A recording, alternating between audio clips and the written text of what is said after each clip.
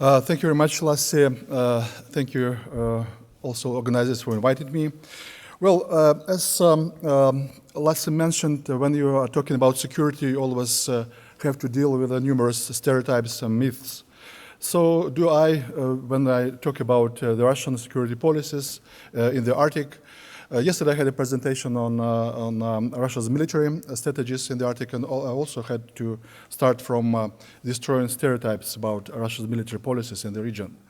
To cut my presentation short, to save some time, I try to make it in a bit more polemic form, to list stereotypes and then try to give you counter arguments to question whether these stereotypes are true or not. The first stereotype is that Russia's security strategy in the region is about military policies. It is not. Moscow's major concerns and policies are about soft human security challenges such as societal, environmental, the need for sustainable development, and etc. And if you look at the Russian strategic documents, the Russian strategy in the Arctic region 2008 and 2013, you will see that they have a sort of inward-looking character, and they are mostly about soft human security problems rather than about foreign policy interest or military strategies. One more stereotype is that Moscow's security policy in the region is of revisionist nature and aims at establishing Russia's control over the region's natural resources and transport routes such as sea routes and air routes. It's also not. If you look at Russia's policy in the Arctic, Russia plays by rules. All the existing and nascent conflicts are and will be solved peacefully through negotiations and on the basis of the international law norms and principles. And we have a proper legal regime such as the United Nations Convention on the Law of the Sea, Ilulissat Declaration, the Arctic Council, the Barents Arctic Council, and other institutions that are quite helpful in solving these problems in a peaceful way. One more stereotype is about that Russia's policies in the Arctic are basically about energy security. And here we have two sub-stereotypes. The sub-stereotypes, number one is that Russia is an emerging world security hegemon because of the Arctic natural resources. And Russia will use its energy power to dictate its will to the rest of the world. And the second sub-myth is just a contrary one, opposite one, is that Russia is not the future energy hegemon. It's a colossus with the feet of clay, because the Arctic oil and gas deposits are overestimated. Plus, we have also the US shale gas revolution and the other alternative sources of energy. I believe that both myths are also wrong. Neither the optimistic one, for Russia optimistic, of course, the first one, and the pessimistic one. Because as far as the first stereotype is concerned, Russia is quite realistic about the opportunities and possibilities to use energy resources in the Arctic region. The Russian leaders, they understand that to exploit natural resources, I mean the energy resources in the region, is possible not in the near future, even not in the mid-term, but just only in a long-term perspective. And Russia very often simply does not have the technologies for offshore drilling. And it's a pity that, for example, Norway and ExxonMobil, the American company, they stopped cooperation with Russia in this field. And it's a pity that the sanctions, they have nothing to do with the Ukrainian crisis. It's a completely different region. Okay, the second myth is also is wrong because I believe that the shale gas revolution is another myth, another stereotype. But I don't have time to go to this issue in detail. As far as the real Russian security agenda is concerned, I mean, in the Arctic, we have two conceptual documents which list real security needs and concerns in the region. The first one, as I mentioned, the Russian strategy of 2008, and it's a more detailed version, a sort of a roadmap.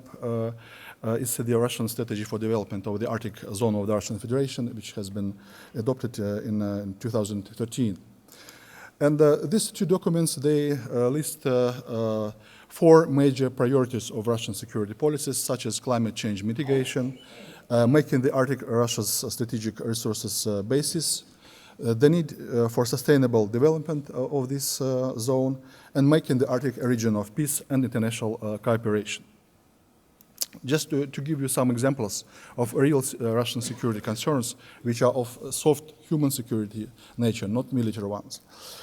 Things like climate change. We have a lot of challenges, such as environmental implications of the climate change, such as unpredictable change in flora and fauna, threats to traditional economies of indigenous peoples, potential increase in international competition over the Arctic natural resources and sea routes. Also, if you look at other environmental concerns in the Arctic, I have a list of them. For example, I've got a map here which describes the so-called impact zones, the zones which are mostly contaminated or polluted by the previous industrial and military activities in this region. These are real concerns for Russia. Also, we have a lot of problems with nuclear safety. Also, don't have time to go into the details. We have some problems with the indigenous peoples. Although the Russian policy in this field has significantly improved over the last years, we still have problems which are inherited from the past, such as, for example, the high rate of unemployment, problems with health security, the life expectancy, and the rest. We also have problems with finding understanding between the authorities and indigenous peoples, which, for example, led to some minor conflicts, including the conflict with Raipon in 2012.